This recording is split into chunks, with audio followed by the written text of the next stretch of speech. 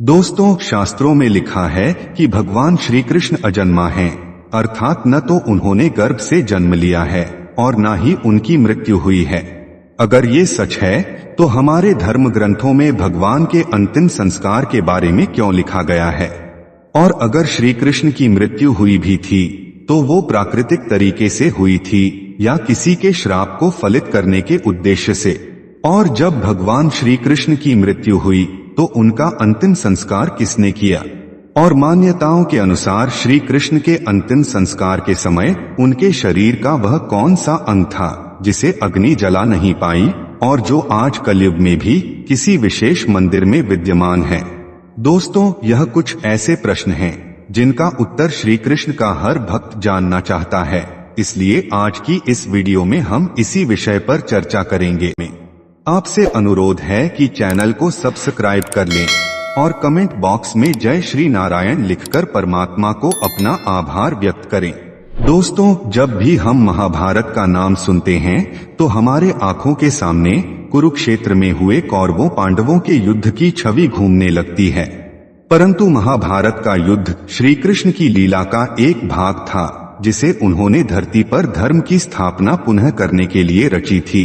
लीला समाप्त होने के बाद एक बहेलिये के बाण से उनकी मृत्यु हो गई थी। परंतु दोस्तों, उनकी मृत्यु कैसे हो सकती है? आगे बढ़ने से पहले आपको यह जानना जरूरी है कि जब भी भगवान की मृत्यु के विषय में चर्चा होती है तो उसका अर्थ सामान्य मनुष्य की मृत्यु जैसा नहीं होता। शास्त्रों में भगवान की मृत्यु का अर्थ है कि भगवान अपने धाम वैकुंठ को वापस लौट जाते हैं और जब धर्म विलुप्त होने लगता है तब उसकी रक्षा करने के लिए धरती पर अवतार लेते हैं, जिसे भगवान श्री कृष्ण ने गीता में कहा है, यदा यदा ही धर्मस्य ग्लानिर्भवति भारत अभ्युत्थानमधर्मस्य तदात्मानं सृजाम्यहम् परित्राणाय साधूनां विनाशाय च दुष्कृतां धर्म संस्थापनार्थाय संभवामि युगे युगे। भगवत गीता के अनुसार महाभारत का विनाशकारी युद्ध जब समाप्त हुआ तब तक कौरवों का एक एक योद्धा मारा जा चुका था। अपने सैकड़ों पुत्रों की मृत्यु पर गांधारी को भारी दुख हुआ। वे विलाप कर ही रही थीं कि उनका दुख बांटने भगवान श्री कृष्ण आ गए।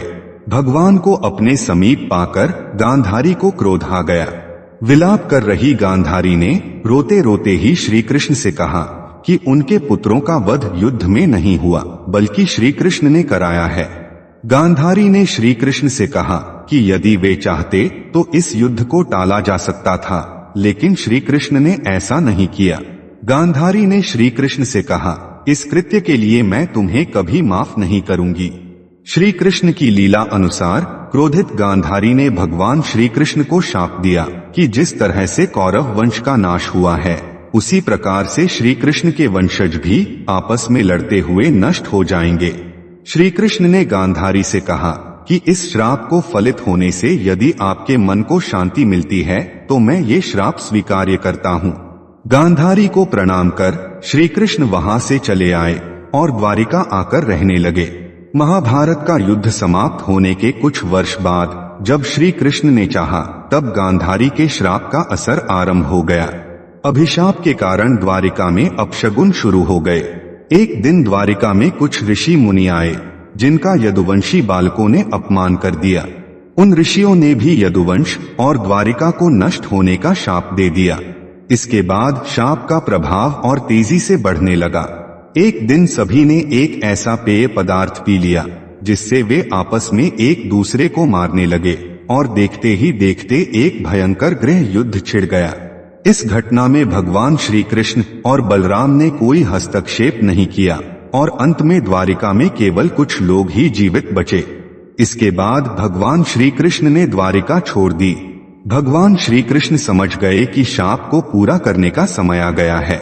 इस घटना के बाद एक बार श्री कृष्ण एक पेड़ के नीचे योग समाधि में लीन थे। तभी जरा नाम का एक शिकारी हिरण का पीछा करते हुए वहां पहुंचा और उसने श्री कृष्ण के पैरों को हिरण समझकर बाण चला दिया। वह बाण श्री कृष्ण के पैर में जाकर लगा।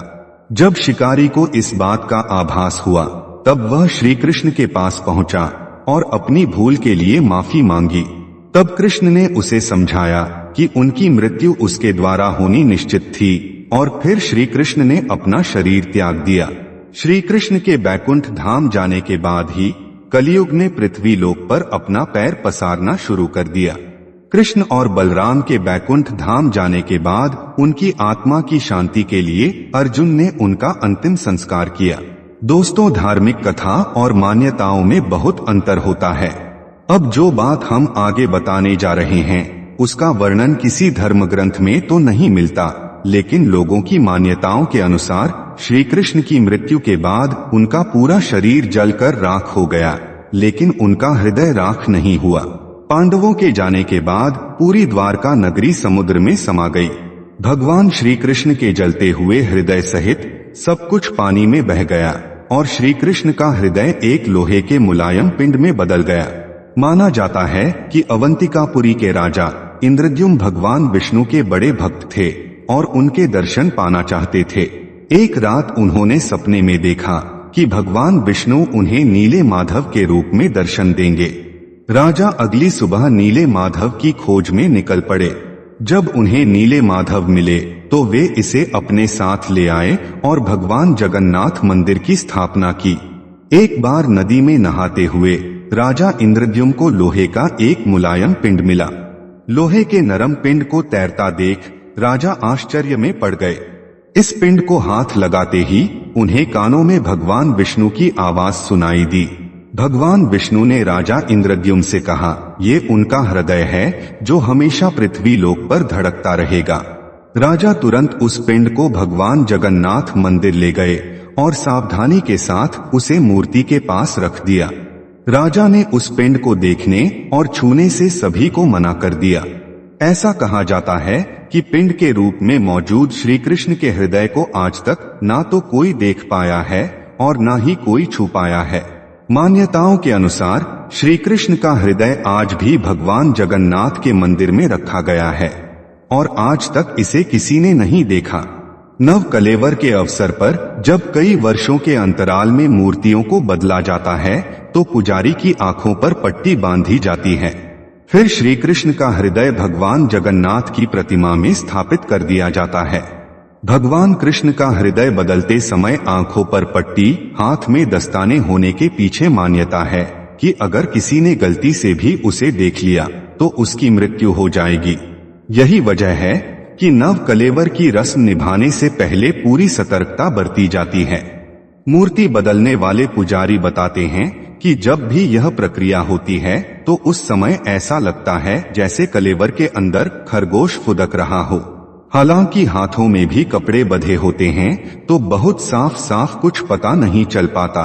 दोस्तों, उम्मीद करता हूं कि आपको समझ आया होगा कि भगवान श्री कृष्ण के अंतिम संस्कार में उनके शरीर का कौन सा अंग नहीं जला और उसे आज भी सुरक्षित कहाँ रखा गया है। अगर ये बातें आपको समझ आई हो तो वीडियो को लाइक करें और अपने बंधु बांधवों को शेयर